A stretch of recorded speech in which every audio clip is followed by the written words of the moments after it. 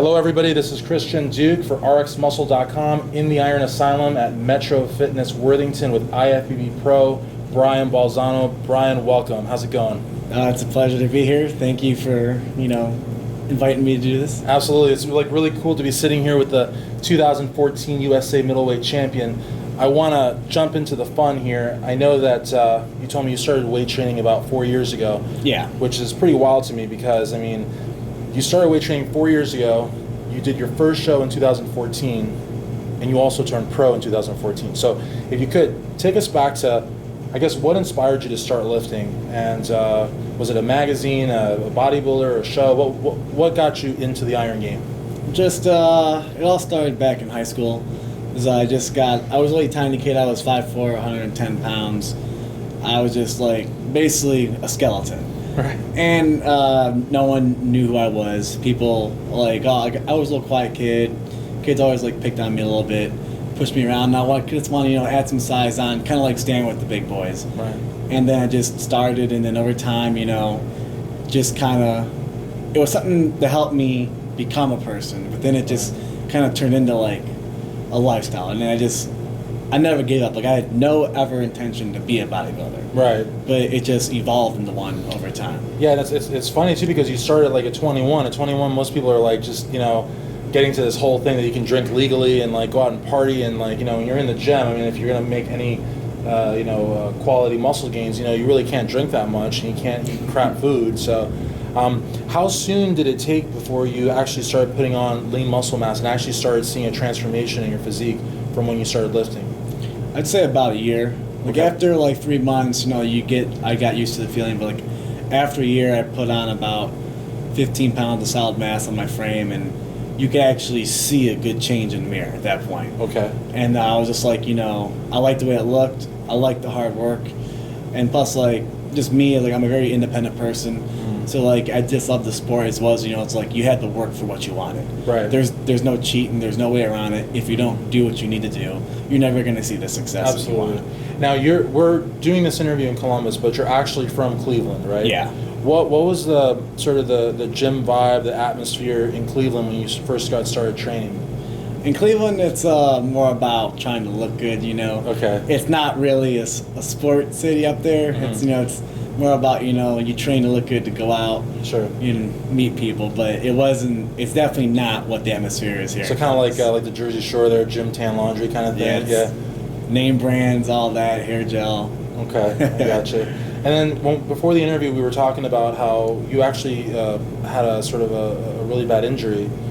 If you could talk a little bit about that, because you were able to really overcome it, whereas they were telling you that you could never train again. Yeah, it was in July of 2011. Okay. I came back from France from studying abroad. Okay. And my friends wanted to take me out to have fun because I was already living the bodybuilding lifestyle, but Right. I never was a bodybuilder. They're you live a very boring life. Yeah. So he's come on and have fun for one Sunday. So we went on the lake and we went tubing, and they fooled around a little bit, and my arm got ripped out. It was completely stuck in, it was separated 8 inches. It got stuck in my right chest muscle, and it was separated for over 2 hours. I got rushed to the hospital. By the time I got there, everything was pretty much ripped, and they said that I would never lift weights again, and I just don't have a shoulder anymore. Jesus. But I had 2 surgeries, 6, 7 therapy sessions for months, and I never gave up. And the day I started picking up weights again, the doctors were just apparently it's stable. So, and I just never lost hope. That's wild. How many surgeries did you actually have? 2. You had 2 surgeries, yeah. I had one on the shoulder itself to fix it, and then the nerve started to die about a year after that. Okay. So then they had to go in again and restructure the nerves, and then I don't know what happened, Right. but everything just started to click again, and I feel more than blessed. Absolutely, and that must have been a real test on your character, on your sort of your emotions and everything. To have to go through that process, and multiple surgeries and rehabbing an injury and having doctors. I don't know if doctors do it because they don't want to get people's hopes up, but to say you'll never lift weights again, you could see how that could really break you. But it didn't. It made you stronger. So that's really cool. So In 2014, you actually did the Mike Francois, like this is the first show that you ever competed in. Yeah. And then shortly thereafter, you go pro. Let's talk about the Mike Francois. Why did you do that show, and what was it like getting on stage and winning everything there?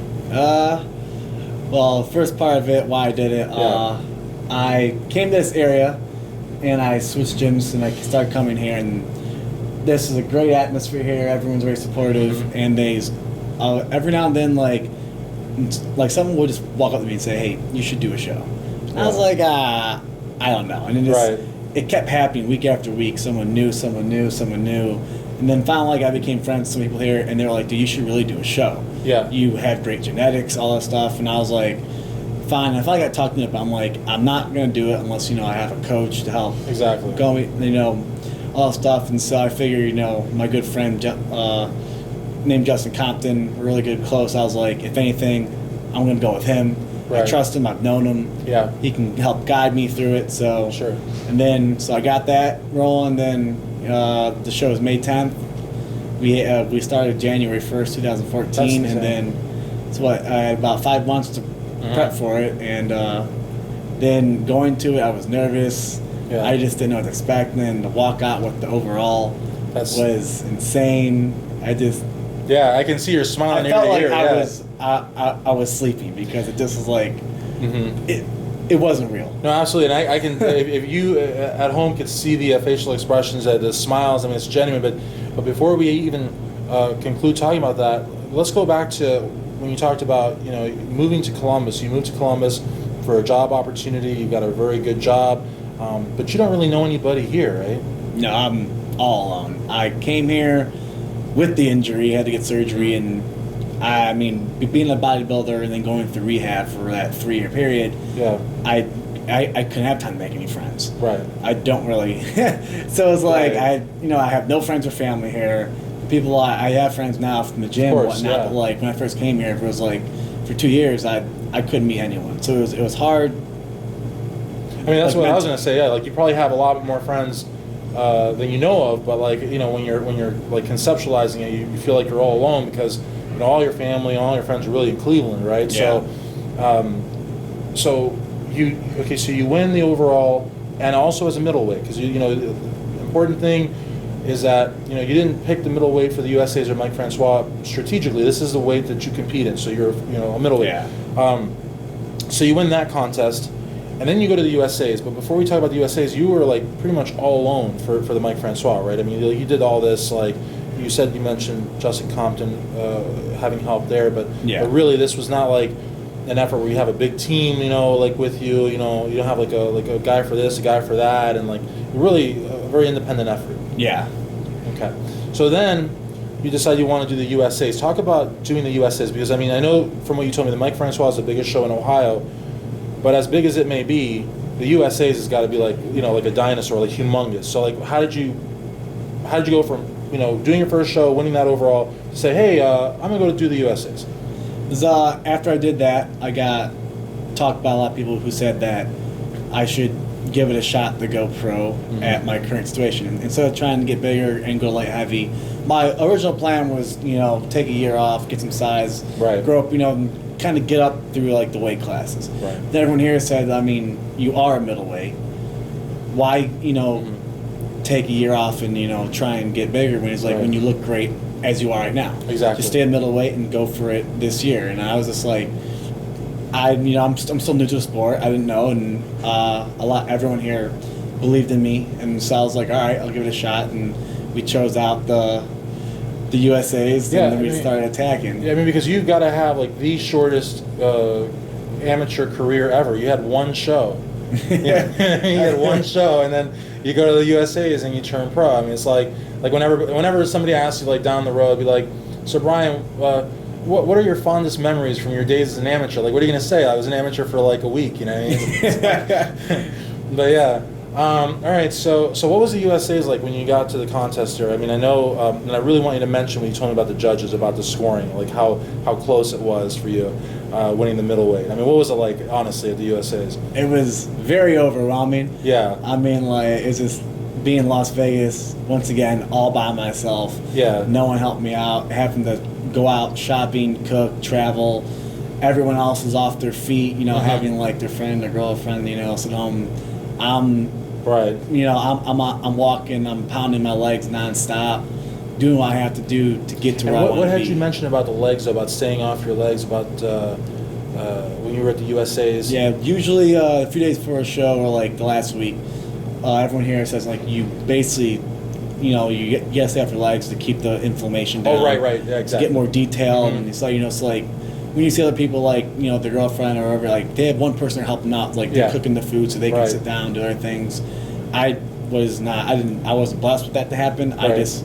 I had no excuse. I had to, I had to do to get to where I wanted to be. I wanted to win, so if I had to stay on my legs 24/7, that's what I had to do. Right, and you know how earlier I asked you, how close it was winning, but it wasn't close at all, right? I mean, you basically dominated that class, right? In my mind, I think it was close. I think the other competitors, a few of them, they had more than enough there to win. Right. But from what I was told, everyone said that you pretty much dominated the middleweights. But in my mind, I don't think that happened. I think I worked hard. I won. But the other competitors looked great too, and I believe that a few of them else should have won too. Sure. Now, not to name drop, but a few big names I think you said on social media said that they actually thought you won the whole show, right? Not just the class, but the whole thing. It was a few of my friends posted on my wall all the wrap up videos. Yeah. And, like Flex Wheeler and like Dennis James are like the kid dominated the middleweights, and they're like, we actually saw him win overall, and I felt Jesus, amazed. I was like, these guys that I've looked up to and followed for years, and they're talking about me, like I should be talking about them. Right, exactly. Yeah. So I mean, but again, that's a lot of people talk about Mr. Olympia Phil Heath and like the very decorated amateur journey that he had. He was winning first places everywhere and turned pro, but I think your story is even trumps his in a way, because again, you only did one show. Also, I think that it's not like you did the Mr. Main Street. You did a really, really big show in Ohio, and you won the whole thing. So your national qualification wasn't like by happenstance. I mean, it was very much deserved. Then you go to the USA's, which is, I mean, any bodybuilding historian will recognize that out of the 4 big shows, North Americans, Team Universe, Nationals, and USA's are the gold standard. I mean, I don't think it's even up for debate. And you won your class at that show. So I think you've got a lot of momentum going into the pros. Now, you said right now you're at what's your body weight right now? Right now I'm 183. But your stage weight as a middleweight would have been? It was 175. So what I had asked you earlier before we did the interview is, do you see yourself as a potential 212 threat? Like, do you think if you eat enough food and get good supplements and just really give it your all, do you think like in a year or two we might see you walking around with like maybe 15, 20 more pounds of muscle on you? That's the goal. Yeah.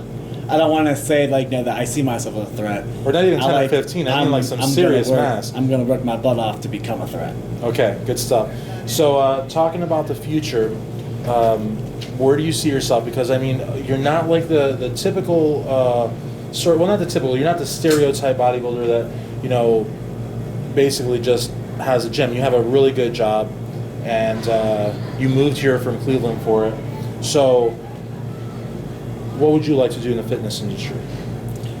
Personally, I do have a job, whatnot, but I love bodybuilding. This is my passion. I would love to become a sponsored athlete and go as far as I can and be as big as I can. It means more to me than just a career job. It would be a dream. It's something that I can't even I have no really words for it, but it's just I've wanted this forever, and I'm gonna work my hardest to become a true athlete, to be able to support a family and become an inspiration to everyone. I feel like it's just it's such a big dream, but even right now people are saying my story inspires them, and it makes me feel happy inside. It makes me feel like I'm actually changing other people's lives. Cool. And so, I mean, as far as supplements go, or magazines, like, I mean, are there any bodybuilding magazines you read, or are you a big proponent? Are you a big fan of bodybuilding supplements at all? Yeah. Every day I read Flex and MD. Okay. I mean, if you're into sport, Yeah. you just gotta read it. You know, Absolutely. It's like the Bibles. Definitely. Gotta stay on top of your athletes, all that. I mean, so I read those every day. Bodybuilding supplements, of course. You gotta have your protein powders, your pre-workout. I don't take much of it, but every now and then, like, you know, that long day at work, you need a little kick. Absolutely. But So supplements wise, I mean, more than likely, it's supplement. The definition, it should supplement the diet, but you normally should come from your food, all whole sources. Absolutely. So it sounds like, I mean, if there's a supplement company out there that like puts out a good product, because I know, like, just by talking to you, I know that you would never put your name behind, you know, some crap protein powder. But if there was a company that you really believed in, a product that really could stand the test, I mean, would you lend your name to it? Would you want to be, you know, work with a company like that? Oh yeah, any big supplement company, it's stable, that makes great quality products. Yeah, because I can't tell you how. I mean, a lot of guys, like, I mean, even if the money's really good, if the product's crap, I mean, you train at Metro Fitness Worthington. I mean, you're here like what, 4 or 5 times a week. So if you put your name behind a crap protein, you're going to hear about it at the gym. You know? So you probably want to.